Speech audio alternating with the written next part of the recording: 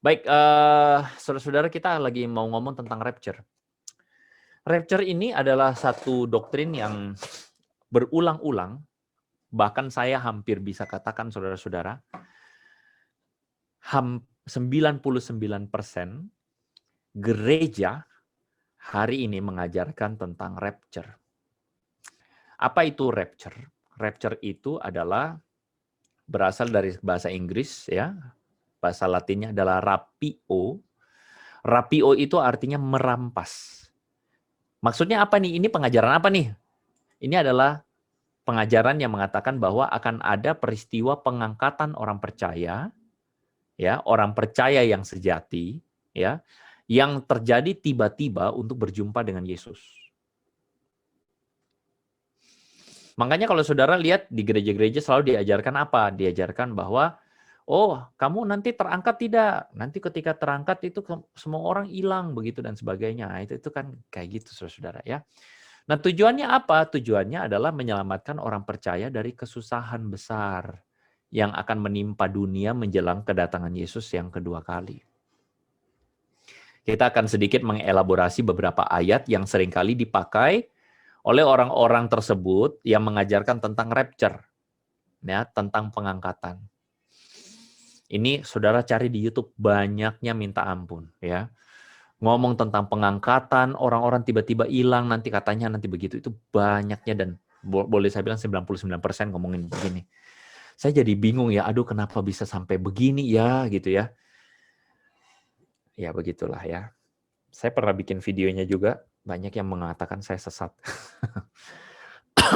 Kita lihat ayatnya saudara ya. 1 Tesalonika 4, 15-17, ini ayat yang dipakai orang-orang yang mengajarkan tentang rapture, pengangkatan. Ini kami katakan kepadamu dengan firman Tuhan, kita yang hidup yang masih tinggal sampai kedatangan Tuhan. Nah ini ya, saudara lihat ya, kedatangan Tuhan, sekali-kali tidak akan mendahului mereka meninggal, sebab waktu tanda diberi, waktu penghulu malaikat berseru, sangkakala berbunyi teot gitu ya, maka Tuhan sendiri akan turun dari sorga dan mereka yang mati dalam Kristus akan lebih dahulu bangkit. Sesudah itu kita yang hidup yang masih tinggal akan diangkat bersama-sama dengan mereka dalam awan menyongsong Tuhan. Demikian selama-lamanya kita akan bersama Tuhan. Oke, saudara, itu ayat pertama ya.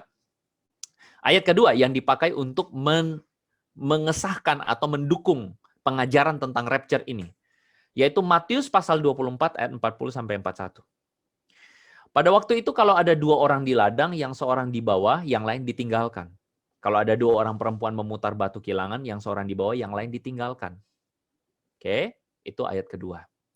Nah, ayat ketiga yang mengajarkan tentang rapture adalah Wahyu pasal 3.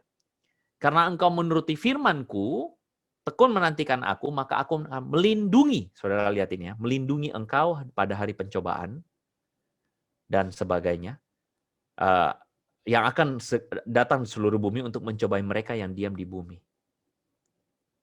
Oke, 3 ayat ini ya, Wahyu pasal 3, Matius 24, 1 Tesalonika pasal 4.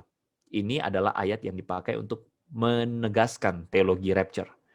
Sekali lagi ya, saudara mungkin agak bingung, apa ya rapture ya? Begini, apa sih pengajaran rapture? Pengajaran rapture itu adalah, kita nih ada di masa gereja nih ya, ini nih saudara-saudara ya, present church age. Terjadilah satu rapture, dar! Orang yang percaya katanya diangkat tiba-tiba, hilang semua. Nah, sesudah itu langsung iblis berkuasa atas bumi.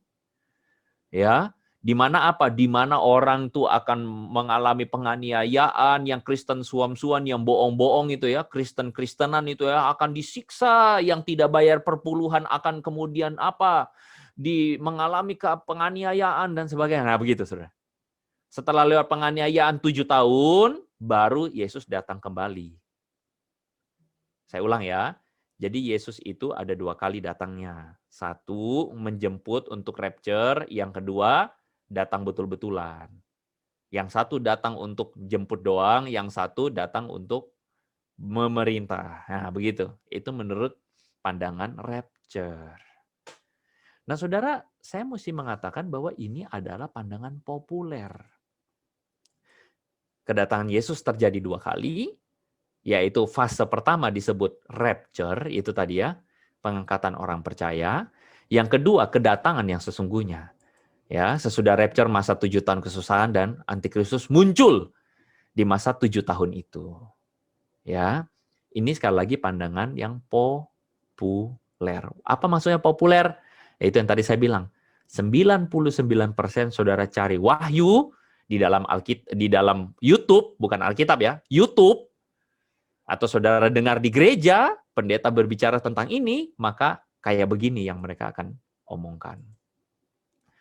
Saya berikan kepada saudara sedikit wawasan ya. Saudara, pandangan ini apakah pandangan yang sudah ada ketika kitab Wahyu diturunkan? Artinya gini, para pendengar atau murid-murid Yesus pada abad pertama, kedua, ketiga, apakah tahu tentang konsep ini? Itu pertanyaan kita kan? Kalau misalnya konsep ini benar, abad pertama para murid harusnya sudah paham, oh bakal terjadi kayak begini, betul ya? Ya, kayak cebong sama kampret itu tadi kan ya. Kita yang lihat kita kan tahu kan, karena kan kita nih hidup pada masanya. Lah ingat loh, Wahyu itu ditulis pada abad pertama. Orang-orang Kristen abad pertama. Pandangannya, pemikirannya adalah apakah Petrus, Yohanes memikirkan tentang yang kayak begini? Itu pertanyaannya. Nah, saya kasih saudara sejarahnya. Ternyata saudara-saudara, pandangan ini mulai muncul itu belakangan saudara-saudara. Ketika kelompok yang namanya dispensasionalis itu muncul. Dan tahukah saudara, kelompok dispensasionalis ini muncul pada abad keberapa? Pada abad ke ini. Abad yang ke-19 saudara-saudara.